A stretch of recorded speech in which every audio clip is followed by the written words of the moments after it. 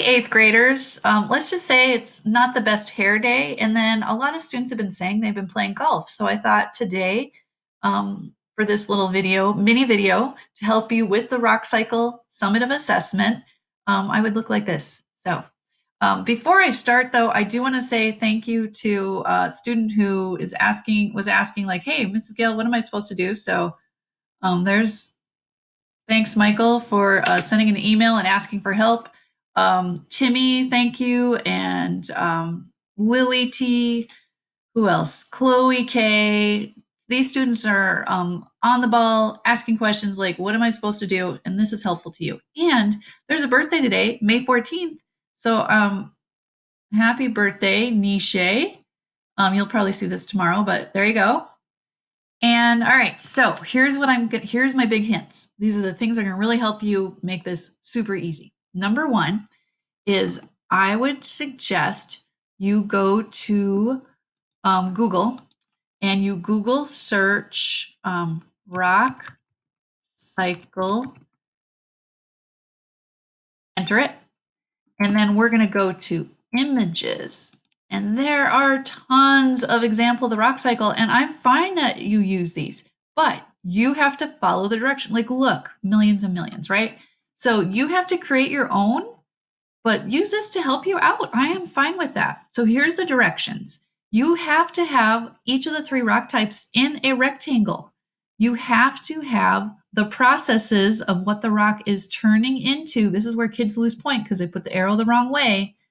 That rock type turns into another rock type. So the arrows are going to move away, showing what happens to the other rock type. So the processes have to be by arrows.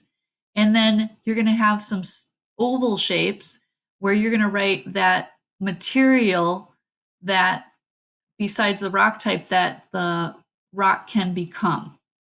And these are the words you're going to use. Some of these you're going to use more than once on your rock cycle because you have to show each rock type turning into the other two rock types.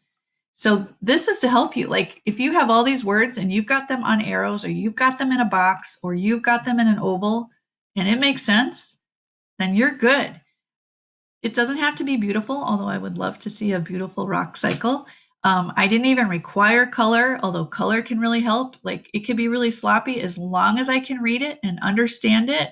It is easy to get your full 10 points. So turning in something, 1 point, meeting all the requirements for every single rock to show your understanding, following those directions of the shapes to show you know what part they are is how you get those points.